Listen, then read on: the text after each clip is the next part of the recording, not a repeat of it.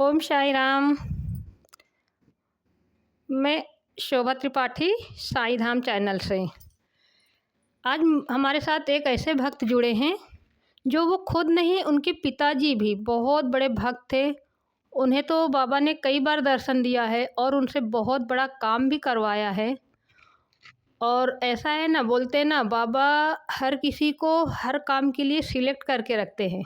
बाबा को जिससे जो काम करवाना है उससे ही करवाते हैं, बस समय का इंतज़ार होता है। यदि आप मेरे चैनल को पहली बार देख रहे हैं तो प्लीज़ सब्सक्राइब करें, और आपके पास भी कोई ऐसे एक्सपीरियंस है जो शेयर करना चाहते हैं तो स्क्रीन पर मेरा नंबर रहेगा, तो आप मुझे कॉल कर सकते हैं, व्हाट्सएप कॉल या सादा कॉल। और आज हम एक ऐसे भक्त से मिलेंगे जो अपना एक्सपीरियंस भी शेयर करेंगे और वो अपने फादर के विषय में भी कुछ बताएंगी, जो बहुत महान पुण्य आत्मा थी। आज हमारे बीच नहीं है, पर उनकी बहुत सारी एक्सपीरियंस और अनुभव, और उन्हें साईं ने कौन सा कार्य दिया, उन्होंने साईं की किस तरह से सेवा की, वो सब भी आज हमारे साथ रेखा बहन बताएंगी। ओम साई राम रेखा बहन। आप कहाँ से हैं? हम गुजरात सूरत से। ओके, आप बताइए हाँ जी। अपना और अपने पिताजी का एक्सपीरियंस। मैं क्या बताऊं, पिताजी तो उन्होंने श्री साईं सरोवर नाम से उन्होंने ग्रंथ लिखा था। फादर ने 50 साल हो गए। उस जमाने में जब कोई कंप्यूटर सिस्टम या टेलीफोन सुविधा कुछ भी नहीं था, उस जमाने में बहुत रिसर्च किया था बाबा के ऊपर। उनकी पढ़ाई कुछ ज्यादा थी नहीं, लेकिन वो बचपन से ही उसको थोड़ा थोड़ा लिखने का शौक था। और उन्होंने बाबा के ऊपर छोटी छोटी किताबें तो कहीं लिखी थी, साईं झलक, साईं, मतलब बहुत लिखी साईं के ऊपर से, अभी याद नहीं आ रहा है नाम उसका। और लास्ट में उन्होंने लिखा साईं सरोवर। तो इसका 1,500 पेज है, मतलब दो पार्ट में है। मैं आपको दिखाऊं स्क्रीन के ऊपर, ये साईं सरोवर पार्ट 1 है। पार्ट 1 है। दिखता है क्या? ये दिखा। और ये दूसरा ये गुजराती भी बना है, गुजराती में है। ये साईं सरोवर पार्ट 1, ये गुजराती गुजराती और ये है, कितने लैंग्वेज में अवेलेबल है? और ये पार्ट 2 अभी हिंदी और गुजराती में अवेलेबल है। मतलब ये 2 पार्ट है। ये देखिए, इतनी बड़ी बाबा के ऊपर ये किताब है। हाँ, और हाँ, इसमें तो बहुत कुछ हाँ दिया जी, हुआ है। मैंने भी पढ़ी हूँ। मैंने तो जी, 12 दिन में खत्म की हूँ। क्या बात है, क्या बात है। 12 दिन में और खत्म की हूँ साई की। और ये मुझे पढ़ने के लिए बाबा मुझे बार बार बोल रहे थे, बार बार मेरे सामने आ रहा था। हम लोगों ने इसका नाम नहीं सुना था, पर अच्छा अच्छा। साई ऐसे बार बार हमारे सामने इसका नाम ला रहे थे और पढ़ने के लिए बोल रहे थे। हाँ जी, जैसे हम साई ये सचरित है। अभी तक पढ़े हैं और बाबा की लीला उतना ही जान पाए हैं जितना सचरित में दिया हुआ है। पर हाँ जी, इसको पढ़ने के बाद ऐसा बाबा को जान पाए हैं कि बाबा की हर दिन की दिनचर्या, पर डे साईं क्या, कैसे, कब करे, क्या किया, वो सारी चीजें इसको पढ़ने से मालूम पड़ा। तो यही चीज है इस ग्रंथ में। ऐसा नहीं है कि मेरा मेरे फादर ने लिखा है इसीलिए मैं तारीफ कर रही हूँ, ऐसा नहीं है। लेकिन जो भी पढ़ता है तो वही उसका जो आता है फन मेरे पर के, दीदी हम लोग जब बाबा थे ना, उस जमाने की शिरडी पहुंच गए पहुंच गए हैं करके। सच में। अब मुझे, मतलब मेरे अंदर ना ये सीढ़ी नहीं नजर आती, मुझे वो पुरानी सीढ़ी नजर आती। बाबा ऐसे जो बैठते हैं। बाबा थे। हाँ, बाबा ऐसे बैठते थे। बाबा के भक्त ऐसे थे। वो सारा कुछ मतलब एकदम आंखों के सामने घूमता है। और जी जी। साईं को पा लिया है। ऐसा एक भक्त ने बताया था कि इसको उन्होंने 8 दिन में, गुजराती में भी 2 पाठ है ना, हाँ, गुजराती में भी है दो, पार्ट 1 उन्होंने पार्ट बताया 2। था कि 1 हफ्ते में उन्होंने पूरा पढ़ा था, पारायण किया था, क्या बात और साईं ने उनको साक्षात दर्शन दिए थे। है। है। बहुत से एक्सपीरियंस आते हैं दीदी, मेरे पर कॉल आते हैं। और ये किताब का ऐसा है ना, जब बाबा जब चाहते हैं इसके घर ही ये किताब जाएगी। जाएगी। मेरा देखो, मेरे खुद की बात करूं तो जो पापा जब लिखते थे, हम तो छोटे थे, लिखते थे तो हम पापा को डांटते थे, भाई ये आप इतनी सारी मेहनत दिन रात लिखते रहे तो इतनी बड़ी किताब कौन पढ़ेगा आपको, अभी इस जमाने में किसी के पास टाइम नहीं है, अब छोड़ दो ये आंखें मत पढ़ो। हम लोग उनको डांटते थे और मेरे घर में इतनी मैंने नहीं पढ़ा था, बस ये दिमाग में यही चल रहा ये इतनी बड़ी तो कब पापा ने जब फर्स्ट निकाला था मतलब बहुत कम निकाली तो और उसी वक्त खत्म हो गई थी। फिर बीच में 28 साल का मतलब फासला हो गया और किताब बनी नहीं थी, दूसरा आवृत्ति बनी नहीं थी। तो सब पूछने आते थे, बोले वो दीदी वो पुस्तक तो कोई भी प्रकाशक भी आते, पब्लिशर भी आते थे, बोले वो दीदी हम लोग निकालेंगे आपको वो पुस्तक। फिर मुझे दिमाग में इतना हुआ कि भाई कुछ भी है इसमें, सभी लोग मांग रहे हैं। तो देखो मेरे घर में मेरी किताब थी तो मैंने 4 साल के बाद पढ़ी। मेरे पापा ने लिखी हुई थी फिर भी मैंने नहीं पढ़ी थी क्योंकि ऊपर के हुक्म नहीं था, ऊपर से हुक्म नहीं था। 4 साल के बाद मैंने पढ़ी। फिर तो पढ़ी बहुत बहुत बार पढ़ी। मुझे थोड़ा जो थोड़ा एडिटिंग किया, थोड़ा निकालना था। अभी जो आगे अभी के जो कल्चर है थोड़ा तो मतलब निकाल दिया और अच्छे से फिर से वो किया, रिनोवेट किया और फिर मैंने दूसरी आवृत्ति निकाली। तो कहने का मतलब है कि बाबा का हुक्म हो, बाबा की इच्छा, उसी के घर में ये पुस्तक इसके है। रचयिता आपके फादर थे और इसे पब्लिश आपसे करवाना था। साईं ने हर किसी के लिए अलग पापा ने किया था। हाँ पापा ने किया था मतलब बहुत कम किया था उसका क्योंकि हमारी कोई ऐसी स्थिति नहीं थी। हम एक रूम के कमरे में रहते थे और वो तो क्या दिमाग रहते थे संसारी, लेकिन बिल्कुल सन्यासी साधु जैसा ही जीवन जीते थे। नीचे बिल्कुल जमीन पे सो जाते थे, न कहीं जाना आना। रात को भी अगर कुछ भी याद आ गया तो रात को पुलिस में बैठ जाते थे ऐसे करके।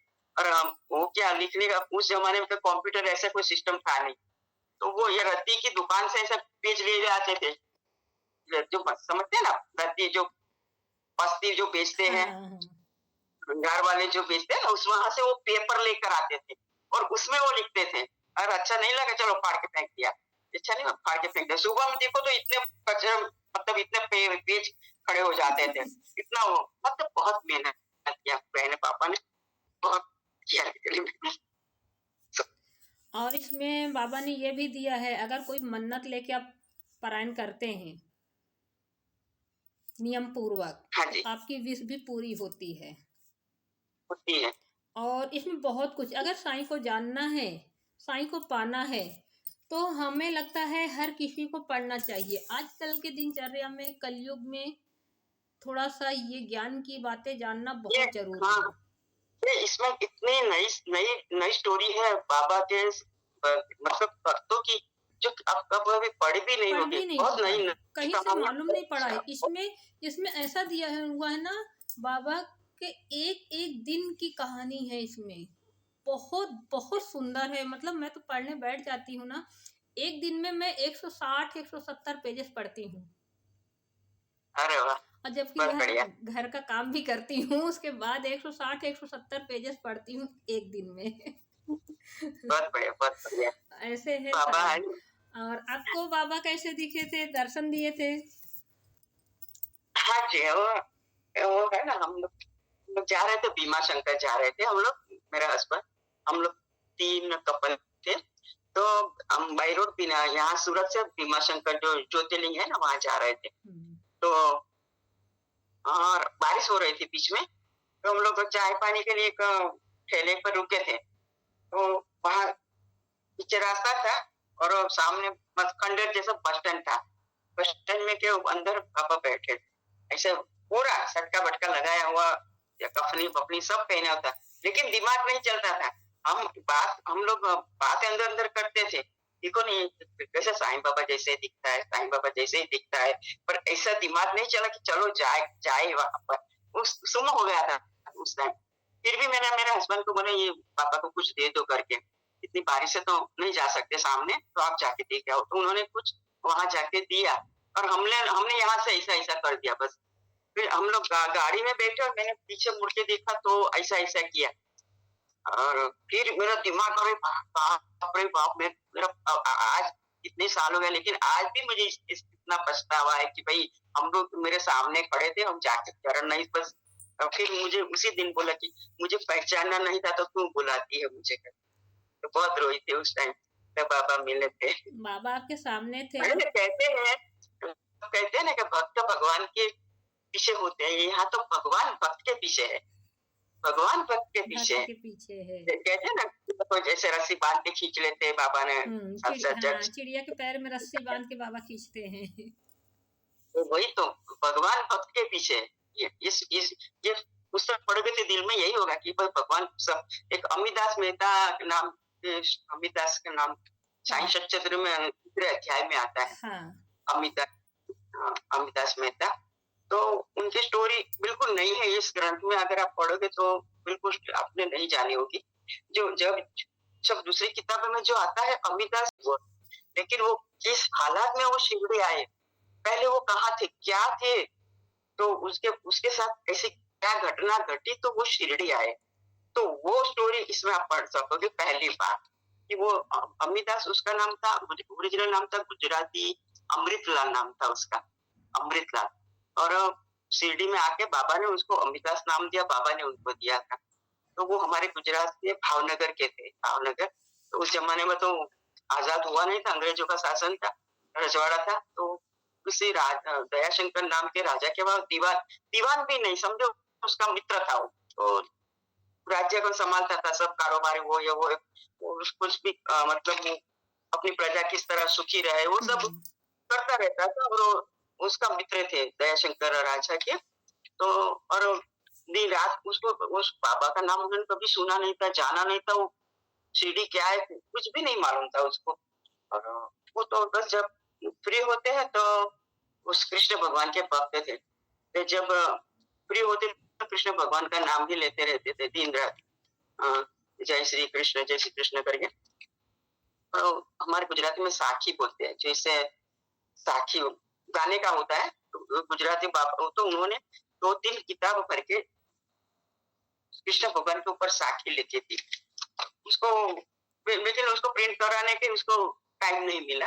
तो ऐसे 3-4 भर के वो साखी, दिन पर बस फ्री होता तो कृष्ण भगवान के नाम के ऊपर साखी लिखते रहते थे। तो जैसे एक बार उनको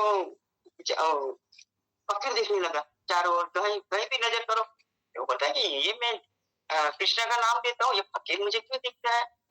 वो एकदम सुन, उसका दिमाग होगा कि ये सारा ये कौन है। जब मैं फिर तो उसको चारों ओर दिखने लगा, मंदिर में देखो तो उसको फकीर दिखे, कहीं भी नजर करो तो फिर एकदम वो सोचने लगा कि ये मेरे पीछे भूत पड़ा है करके। भूत पड़ा पड़ा मैंने हाँ, वो भूत पड़ा है करके वो तो बिल्कुल घबरा गया। और ये राज्य के स्टेटस वाले आदमी थे, तो किसी को बता नहीं सकते थे कि भाई ये अंदर अंदर वो जा रहे थे। उसके उसके राजा समझ गए थे, बोले कि तू इतना पतला क्यों हो रहा है, तेरे को किसी ने कुछ बोला, डांटा है हमारे राज्य में कुछ कर। तो बोले नहीं बाप जी, हमारे गुरु जी के जो होता है बाप जी बोलते हैं, बाप जी मेरे पीछे भूत पड़ा है करके, मुझे चारों ओर दिखने लगता है करके, तो मुझे डर लगता है। मैंने दोहरा धागा सब कुछ किया था उन्होंने, तो जादू टोना ये सब निकाल, भूत बस मेरे को भूत निकालना है करके। फिर वो पता है फिर ये भूत कैसा है करके। फिर वो राजा राजा एक बार शिरडी आए थे, तो उसने बोला कि उसके इतना हाथ में छोटा डंडा था, सटका बंधा हुआ था, इतनी यहाँ कपड़ी पहनी है और वही मुझे दिखता है इतनी दाढ़ी। तो राजा बोले रुक जा, वो अंदर से गया, अंदर से छोटी से बाबा की तस्वीर, बोले यही भूत मुझे दिख रहा है, यही भूत तो मेरे पीछे पड़ा है, कल ही तो पढ़ा मैंने अरे लाख का बात है। अरे भैया ये तू क्या भूत भूत कब से लगा रखा है करके, ये तो पर ब्रह्म परमेश्वर है, उसका नाम साईं बाबा है। फिर उसने बताया कि वो शिरडी में रहते हैं। फिर उसको लगा कि भाई मुझे एक बार मिलना चाहिए, मुझे क्यों इतना इतना जो मुझे दर्शन दे रहे थे, मुझे एक बार शिरडी जाना चाहिए। फिर 3-4 राजा ने गाड़ी, स्टोरी तो बहुत लंबी चलती है वहां यहाँ से। फिर वो शिरडी आते हैं बाबा से मिलने। पहली बार बाबा ने गुजराती में बात किया हो तो ये अमिताभ से, और जैसे बाबा द्वारका माई में बैठे तो अमिताभ आए, तो पहली बार शिरडी आए थे। फिर भी बाबा गुजराती में उनके बोलो आओ अमिताभ, उनका नाम था अमृतलाल, लेकिन बाबा ने बोला आओ अमृतलाल, आओ अमिताभ। ये बोला कि मैं तो आज पहली बार आ रहा हूँ, मेरा नाम भी बोल दिया उन्होंने।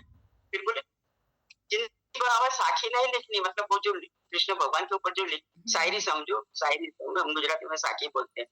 तो तुम दिन दिन रात साखी नहीं लिखना, अपने को और भी बहुत काम करना है करके। वो समझ गया कि मैं ये साखी लिखी मैंने, ये भी इनको पता चल गया, मेरा नाम ये है, ये भी उनको पता पड़ गया। समझ गया कि ये कोई मामूली चीज नहीं है करके। फिर वो सब छोड़ देते हैं, सब राज रजवाड़ा छोड़ के मुंबई मुंबई शिफ्ट होते हैं, फिर कालबा शिफ्ट होते हैं, फिर सिटी आते हैं, फिर की कहानी सब पुस्तक में आती है। अरे इसमें तो ये है। इतने महान आत्माओं का वर्णन है, इतने महान आत्माओं का वर्णन है कि मुझे तो लगता है हर किसी को पढ़ना चाहिए। 1 मिनट आ रहे हैं, आई थे। मुझे लगता है हर किसी को पढ़ना चाहिए। ये मतलब ये शब्दों में बताया नहीं जा सकता। इसमें उपासनी महाराज, देखो, ये बाबा का हुक्म था, बाबा ने ही लिखवाया है। पिताजी का पढ़ाई तो खाली 4 किताब की थी, वो ज्यादा पढ़े लिखे, बाबा ने उसका हाथ पकड़ के लिखवाया कि बाप को लिख करके, जैसे और हेमाड, कहीं भी हो। हाँ जी जाए होगा करके। फिर भी दिमाग नहीं चला कि ये बाबा क्या कह रहे हैं। और मेरे यहाँ तो कितने भक्त आते हैं, कितने मिठाई का ढेर लग जाता है मेरे घर पे। मैं थोड़ा खाता हूँ, मैं तो सबको बांट देता हूँ। इतना बताया फिर भी कुछ चला नहीं कि ये क्या बता रहे हैं करके। फिर पूरा कितना 2-3 घंटे उनके साथ रहे। फिर बोले पापा अब मेरी लिमिट पूरी है, मैं यहाँ से आगे नहीं जाऊंगा करके। लाओ मेरा 100 रुपए दे दे, दक्षिणा दे दे मेरी करके। पापा ने दिया। पापा बोले आप बाबा हमारे साथ भोजन करो, फिर आप जाओ। नहीं मुझे भोजन नहीं करता, यहाँ ही मेरी लिमिट है, यहाँ से आगे नहीं जाता करके। ठीक है ले लो दक्षिणा ले लो। दक्षिणा दिया और संत उधर गए। सब पापा ने देखा तो कोई नहीं, पीछे कोई नहीं। फिर देखो ये फिर जो आप बता रहे थे, पापा गए वो सोना लेने गए थे गहने, अपने पड़ी होगी पढ़ा है। उनको किसी ठग ने उनको बहलाया था, मतलब बहलाया था सस्ते में सोना दूंगा। हाँ मतलब ऐसी बहुत स्टोरी है। चलिए आपसे बात करके बहुत अच्छा लगा, और आगे ऐसे ही आप अपनी बाबा की लीलाएं शेयर करते रहिए। जी, और मेरा नंबर मैं डाल दूंगी। हाँ मेरा नंबर ना स्क्रीन पे डाल दूंगी। हाँ स्क्रीन पे डाल दूंगी। हाँ 9898199148 मेरा कांटेक्ट करना तो कर सकते। हमारे गुजरात के संत ये भागवनी है, और ये सब कल ही मैंने पढ़ा है। इसमें उपासनी महाराज हैं और बहुत सारे लोग हैं। मतलब क्या कितने, मतलब हम लोग तो उनका नाम भी नहीं ले सकते। ऐसे ऐसे महान संत हैं जिन्होंने इतनी तपस्या जीवन सब बाबा के डिवोटीज के पूरे मतलब जन्म से अंत तक की सबकी कहानी उन्होंने सम्मिलित किया है। बस 2 शब्द में बोल सकते हैं कि अगर बाबा को जानना है और बाबा को पाना है तो साईं सरोवर पढ़ें। जिसको भी बाबा को जानना है और बाबा को पाना है बस साईं सरोवर पढ़िए। और अगर कोई पढ़ने का इच्छुक है तो मेरा नंबर नीचे रहेगा, आप मुझे व्हाट्सएप पे मैसेज कर सकते हैं, या फिर आप गूगल में सर्च कर सकते हैं। गूगल में सर्च करेंगे तो रेखा बहन का नंबर मिलेगा, या फिर मुझे भी मैसेज कर सकते हैं तो मैं आपको रेखा बहन का नंबर शेयर कर दूंगी। और या फिर गूगल में सर्च करें तो वहाँ रेखा बहन का नंबर मिल जाएगा आपको। गूगल में है, ऑनलाइन नहीं मिलेगा। ये कहीं भी आपको ऑनलाइन कहीं भी नहीं मिलेगी। अभी नहीं है, आगे चल के बाबा जब उनकी मर्जी होगी तो ऑनलाइन भी मिलेगा। शिरडी के ट्रस्ट में भी करेंगे इसका, अभी हमारी कोशिश चल रही है। हाँ कोशिश जारी है इसका, फिर मिलेगी। अभी तो फिलहाल आपसे ही मिल सकती, रेखा बहन से ही मिल सकती है। तो ये साईं सरोवर इतना अद्भुत ग्रंथ है जो लिखा है, मैं पढ़ लेती हूँ कि यह कभी रुलाता भी है, कभी हंसाता है, कभी इतना लीन बना देता है पाठक सब कुछ भूलकर यह सरोवर में डूब जाता है। यह सरोवर की गहराई में बहुत कुछ समाया है, जिसमें प्रेम है, भक्ति है, शांति है, वैराग्य है, सेवा का भाव है, त्याग है, समर्पण की भावना है। इसके रटन से मन को ज्ञान और गुण की प्राप्ति भी होती है और अंत में बाबा की प्राप्ति भी होती है। तो ये है हमारे रेखा बहन के, और इनके फादर के साथ तो बाबा एक बार वो यहाँ गए थे, अपना नासिक में बाबा उनके साथ बहुत देर तक घूम रहे थे। उनको रास्ता भी बता रहे थे आपके फादर को। उनके साथ बच्चे भी थे छोटे छोटे, और वो हाँ जी, साईं आए और उनके आपके फादर साथ घूम रहे थे, उनको रास्ता दिखा रहे थे। हाँ जी। जब उनका टाइम ये पूरा हो गया। जब बच्चे लोगों के वैकेशन होते हैं तो मेरे पिताजी हर वैकेशन में हम लोगों को सबको ये शिरडी ले जाते, हम छोटे थे तो 21 बच्चे उनके साथ थे और जब शिरडी दर्शन करके आजू बाजू नासिक टंकेश्वर सब जगह पर घुमाते थे बच्चे लोगों को। तो वो नासिक पिताजी थक गए थे तो वो बोले राम राम क्या नाम है वहां पर नासिक में जो, तो वहाँ सीता जी का गुफा कुछ है ना, मतलब नाम है अभी भूल गए। पंचवटी नाम है शायद। पंचवटी, सॉरी, हाँ, पंचवटी में घूम रहे थे वो लोग। तो पापा ने बोला कि आप जाओ जाओ दर्शन करके, तो मैं यहाँ खड़ा हूँ, मैं तो कई बार जाके आया हूँ तो मैं यहाँ खड़ा हूँ करके। तो फिर एक ब्राह्मण आया उनके पास, तो खड़ा रहे, बोले तू मुझे सब, ओम साई राम। ओम साई राम। ये तो हमारे बाबा की इच्छा थी, उनकी आज्ञा थी कि मैं इसके विषय में आपसे बात करूं और लोगों तक पहुंचा सकूं। ये हमारे साईं की इच्छा थी, मेरे लिए आज्ञा थी उनकी। मैंने बाबा की आज्ञा मान के अपना काम किया है। अब आगे साईं जी जी, संभालेंगे कैसे वो क्या तो वही होगा। सामान उसी के हाथ में, नहीं तो इतने सालों में हम और अपना कहाँ हाँ थे, नहीं मिलते। हम लोग एक दूसरे जब को जानते नहीं थे। साईं ने हमें आपसे मिलाया, कैसे मिलाया है हमें खुद नहीं पता। साईं कुछ सरोवर के नहीं विषय मालूम, में हम कुछ नहीं जानते थे। मुझे कुछ कैसे भी। मालूम पड़ा, फिर भी मैंने इग्नोर किया, जाने दो बाद में जी देखूंगी। और 10 दिन में वापस फिर से आई साईं सरोवर मेरे सामने कि आप इसको पढ़ो। इसको इन्होंने पढ़ा था तो इनको साईं के दर्शन हुए थे, आप इसे पढ़ो। फिर मुझे लगा ये बार बार बाबा बोल रहे हैं तो मुझे पढ़ना चाहिए। जी। अभी गुजराती और हिंदी अवेलेबल है और तमिल का ट्रांसलेशन का काम अभी जारी है। तो 1 पार्ट हो गया है, सेकंड पार्ट का काम अभी बाबा की कृपा होगी तो अगले साल तमिल में निकलेगा। और हमारी तो जब बस एक ही ख्वाहिश है कि जब तक मैं हूँ तब तक हर लैंग्वेज में जाए तो हर सब, कोई बाबा हाँ, की लीला को जान सके। हर कोई पढ़ सके। जी, ओके। फिर अगर कल कल अभी क्या पता कल का क्या भरोसा, अगर कल नहीं रहेंगे तो आगे नहीं जाएंगे। तो हम तो बाबा से यही कहते हैं कि भाई हर लैंग्वेज में निकल जाए, जब तक हाँ, हूँ मैं तब तक। हर कोई पढ़ सके इसे और हर कोई बाबा हर को कोई जान कर। सके। जी जी ओके, जी, okay, thank you Sai Ram. चाहिए। साई